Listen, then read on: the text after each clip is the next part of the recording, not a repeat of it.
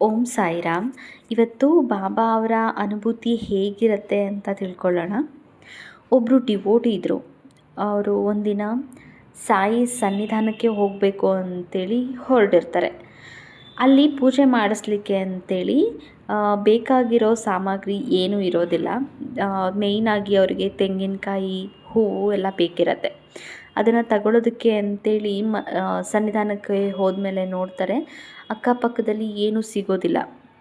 ಅಲ್ಲಿ ಹತ್ತಿರದಲ್ಲಿ ಯಾವುದೇ ರೀತಿ ಹೂವಾಗಲಿ ಕಾಯಾಗಲಿ ಏನೂ ಇಟ್ಟೇ ಇರೋದಿಲ್ಲ. ನೋಡ್ತಾ ಇರ್ತಾರೆ. ಹಾಗೆ ಸಿಗದೇ ಇರೋ ಕಾರಣ ಮುಂದೆ ಹೋಗಿ ಕೂಡ ತಗೊಳ್ಳೋಣ ಅಂತ ಹೇಳ್ಬಿಟ್ಟು ಹೊರಟಿರ್ತಾರೆ. ಹೋಗ್ತಾ ಹೋಗ್ತಾ ಹೋಗ್ತಾ ಒಂದು ಜಂಕ್ಷನ್ ಹತ್ರ ತಲುಪ್ತಾರೆ. ಜಂಕ್ಷನ್ ಅಂತ ಅನ್ನೋದಕ್ಕಿಂತ ರೋಡ್ ಲಾಸ್ಟ್ ಪಾಯಿಂಟ್ ಅಂತ ಅನ್ಬೋದು. ಅಲ್ಲಿ ತಲುಪಿದಾಗ ಅವರಿಗೆ ಸಾಯಿಬಾಬಾ ಅವರ ಪಲ್ಲಕ್ಕಿ ಕಾಣಿಸುತ್ತೆ. ನಿಮಗೆಲ್ಲ ಗೊತ್ತೇ ಇದೆ, ಪಲ್ಲಕ್ಕಿಯಲ್ಲಿ ಸಾಯಿ ಅವರು ಇರ್ತಾರೆ.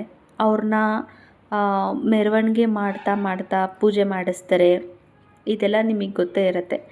ಇವರಿಗೆ ಅಚಾನಕ್ಕಾಗಿ ಪಲ್ಲಕ್ಕಿ ನೋಡಿ ತುಂಬ ಅಂದರೆ ತುಂಬ ಖುಷಿಯಾಗುತ್ತೆ. ಇವ್ರು ಅಂದ್ಕೊತಾರೆ, ಪಲ್ಲಕ್ಕಿಗೆ ನಾನು 10 ರೂಪಾಯಿ ಕೊಡ್ತೀನಿ ಇವತ್ತು ಅಂತ. ಅದೆಲ್ಲ ಸಾಯಿ ಭಕ್ತರಿಗೆ ಒಂದು ಖುಷಿ ವಿಷಯ.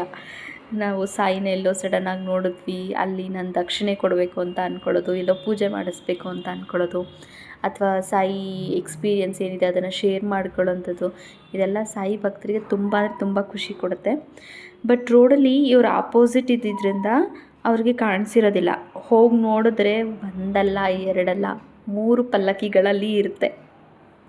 ಆದರೆ ಈ ಡಿವೋಟಿಗೆ ಇನ್ನೂ ಪೂಜೆ ಮಾಡಿಸೋದಕ್ಕೆ ಅಂತೇಳಿ ಕಾಯಿ ಮತ್ತು ಹೂವು ಹುಡುಕ್ತಿರ್ತಾರಲ್ಲ, ಅದೇನೂ ಸಿಕ್ಕಿರೋದೇ ಇಲ್ಲ. ಇವರು ಒಂದು ಪಲ್ಲಕ್ಕಿಗೆ 10 ರೂಪಾಯಿ ಕೊಡ್ತಾರೆ. ಹಾಗೆ ಇನ್ನೊಂದು ಪಲ್ಲಕ್ಕಿಗೂ ಕೂಡ 10 ರೂಪಾಯಿ ಕೊಡ್ತಾರೆ. ಲಾಸ್ಟ್ ಪಲ್ಲಕ್ಕಿಗೆ 10 ರೂಪಾಯಿ ಕೊಡಬೇಕು ಅಂತ ನೋಡಿದಾಗ ಇವ್ರಿಗೆ ಪೂಜೆ ಸಾಮಗ್ರಿಗೆ ಅಂತ ಏನು ದುಡ್ಡು ಇಟ್ಕೊಂಡಿರ್ತಾರೆ ಅದಕ್ಕೆ ಶಾರ್ಟೇಜ್ ಆಗುತ್ತೆ ಅಂತ ಹೇಳ್ಬಿಟ್ಟು ಇವರು ಕೊಡೋದಿಲ್ಲ. ಇನ್ನೇನು ಹೂವು ಮತ್ತು ಕಾಯಿ ತೊಗೊಳ್ಳೋದಕ್ಕೆ ಬೇಕಲ್ವಾ ಅಂತೇಳ್ಬಿಟ್ಟು ಉಳಿಸ್ಕೊತಾರೆ ದುಡ್ಡನ್ನು. ಆಮೇಲೆ ಯೋಚನೆ ಮಾಡ್ತಾರೆ, ನಾನು ಆಲ್ರೆಡಿ 10 ರೂಪಾಯಿ ಎಲ್ಲ 20 ರೂಪಾಯಿ ಕೊಟ್ಟಿದ್ದೀನಿ, ಇನ್ನು ಇದಕ್ಕೆ ಕೊಡೋ ಅಗತ್ಯ ಏನು ಇರೋದಿಲ್ಲ ಅಂತೇಳ್ಬಿಟ್ಟು ಅಲ್ಲಿಂದ ಹೊರಟೋಗ್ತಾರೆ. ಅಲ್ಲಿಂದ ಹೋದ್ಮೇಲೆ ಮುಂದೆ 10-15 ನಿಮಿಷ ಹುಡುಕ್ತಾರೆ. ಅಂದ್ರೂ ಇವ್ರಿಗೆ ಯಾವುದೇ ರೀತಿ ಅಂಗಡಿಗಳು ಓಪನ್ ಇರೋದಿಲ್ಲ. ಎಲ್ಲೂ ಕೂಡ ಕಾಯಿ ಹೂವು ಏನೂ ಸಿಗ್ತಾ ಇರೋದಿಲ್ಲ. ಅದಾದಮೇಲೂ ಕೂಡ ಒಂದು 15-20 ನಿಮಿಷ ಹುಡುಕಿ ಲಾಸ್ಟಿಗೆ ಎಲ್ಲೋ ಒಂದು ಅಂಗಡಿ ಕಾಣಿಸುತ್ತೆ.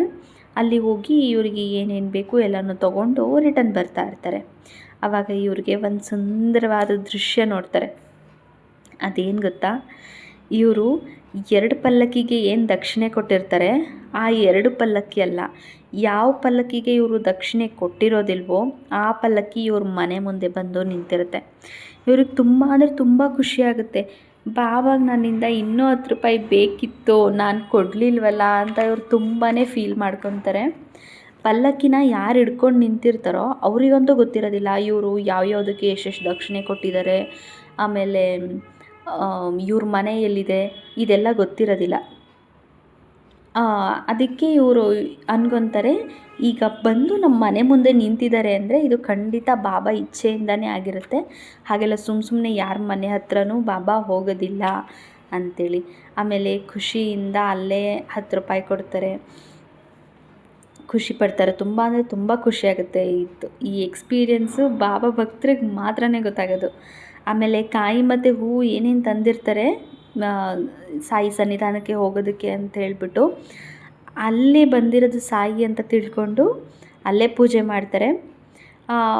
ಅವ್ರ ಮಂದಿರಕ್ಕೆ ಕೂಡ ಹೋಗೋದೇ ಇಲ್ಲ. ಭಕ್ತಿಯಿಂದ ಮನಸ್ಸಲ್ಲಿ ಏನು ಅಂದ್ಕೊಂಡ್ರೂ ಸಾಯಿ ಈಡೇರಿಸ್ತಾರೆ ಅನ್ನೋದಕ್ಕೆ ಈ ಒಂದು ಈಗ ಹೇಳಿದಂಥ ಒಂದು ಎಕ್ಸ್ಪೀರಿಯೆನ್ಸೇ ಸಾಕ್ಷಿ. ನೀವು ಏನಾದರೂ ಅಂದ್ಕೊಳ್ಳಿ, ನಿಮ್ಮದು ಏನೇ ಕೆಲಸ ಕಾರ್ಯ ಇರಲಿ, ನೀವು ಮನಸ್ಸಲ್ಲಿ ಬಾಬಾನ ಬೇಡ್ಕೊಂಡು ಭಕ್ತಿಯಿಂದ ಅಂದ್ಕೊಳ್ಳಿ, ಯಾವುದೇ ಕಾರಣಕ್ಕೂ ಯಾವುದೇ ಋಣನೂ ನಿಮ್ಮ ಮೇಲೆ ಇರೋದಕ್ಕೆ ಬಿಡೋದಿಲ್ಲ, ಯಾವುದೇ ಸಾಲ ನಿಮ್ಮ ಮೇಲೆ ಆಗೋದಕ್ಕೆ ಬಿಡೋದಿಲ್ಲ. ಎಲ್ಲ ನಿಮಗೆ ಒಳ್ಳೇದು ಏನಾಗುತ್ತೋ ಅದನ್ನು ಮಾತ್ರನೇ ಕೊಡ್ತಾರೆ ಸಾಯಿ. ಹಾಗಾಗಿ ನೀವು ಎಲ್ಲರೂ ಎಕ್ಸ್ಪೀರಿಯೆನ್ಸ್ನ ನಮ್ಮ ಜೊತೆ ಶೇರ್ ಮಾಡ್ಕೊಳ್ಳಿ. ನಾನೇನು ಆಸೆ ಪಡ್ತೀನಿ ಅಂತ ಅಂದರೆ, ಪ್ರತಿಯೊಬ್ಬರೂ ಬಾಬಾನ ತಿಳ್ಕೋಬೇಕು, ಬಾಬಾ ಅವ್ರ ಮಹಿಮೆಗಳನ್ನ ಅರ್ಥ ಮಾಡ್ಕೋಬೇಕು. ಅಂತ ಇಷ್ಟಪಡ್ತೀನಿ. ಸಾಯಿ ಹೆಸರು ಹೇಳಿದ್ರೂ ಅವ್ರ ಲೈಫ್ ಕಂಪ್ಲೀಟಾಗಿ ಚೇಂಜ್ ಆಗಿಬಿಡುತ್ತೆ. ಸಾಯಿ ನಾಮ ಕೇಳಿದ್ರೂ ಕೂಡ ಅವ್ರ ಜನ್ಮ ಜನ್ಮದ ಕರ್ಮಗಳೇನಿರುತ್ತೆ ಅದು ಕೂಡ ಒಳ್ಳೆಯದಾಗಿ ಕನ್ವರ್ಟ್ ಆಗುತ್ತೆ ಅಂತೇಳಿ ನಾನು ನಂಬ್ತೀನಿ. ಹಾಗಾಗಿ ಎಲ್ಲರೂ ಸಾಯಿ ಭಕ್ತರಾಗಬೇಕು. ಸಾಯಿ ಭಕ್ತರಾಗಿಲ್ಲ ಅಂತ ಅಂದ್ರೂ ಅಟ್ಲೀಸ್ಟ್ ಏನೋ ಒಂದು ನಂಬಿಕೆಯಿಂದನೋ ಇಲ್ಲ ಏನೋ ಒಂದು ನಾನು ಟ್ರೈ ಮಾಡ್ತೀನಿ ಅಂತನೋ ಆಗಲಿ, ಯಾರೋ ಒಬ್ಬರು ಸಾಯಿ ಹೆಸರು ಹೇಳಿದ್ರೆ ನಮ್ಮಿಂದ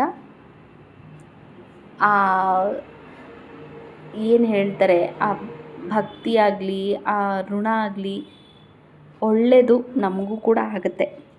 ಹಾಗಾಗಿ ನೀವು ನಮ್ಮ ಜೊತೆ ಎಕ್ಸ್ಪೀರಿಯೆನ್ಸ್ನ ಶೇರ್ ಮಾಡಿಕೊಂಡ್ರೆ ಖಂಡಿತ ನಾನು ಅದನ್ನು ಎಲ್ಲರೂ ಮನ ತಲುಪಿಸೋಂಥ ಕೆಲಸ ಮಾಡ್ತೀನಿ. ನಮ್ಮ ಇಮೇಲ್ ಐಡಿಯನ್ನು ಸ್ಕ್ರೀನ್ ಮೇಲೆ ಕೊಟ್ಟಿರ್ತೇವೆ. ಯಾರೆಲ್ಲ ಎಕ್ಸ್ಪೀರಿಯೆನ್ಸ್ನ ಶೇರ್ ಮಾಡಬೇಕು ಇಮೇಲ್ ಐಡಿ ಥ್ರೂ ಮಾಡಿ ಅಥವಾ ಕಮೆಂಟ್ ಸೆಕ್ಷನ್ ಥ್ರೂ ಮಾಡಬಹುದು. ಓಂ ಸಾಯಿರಾಮ್, ಜೈ ಸಾಯಿರಾಮ್.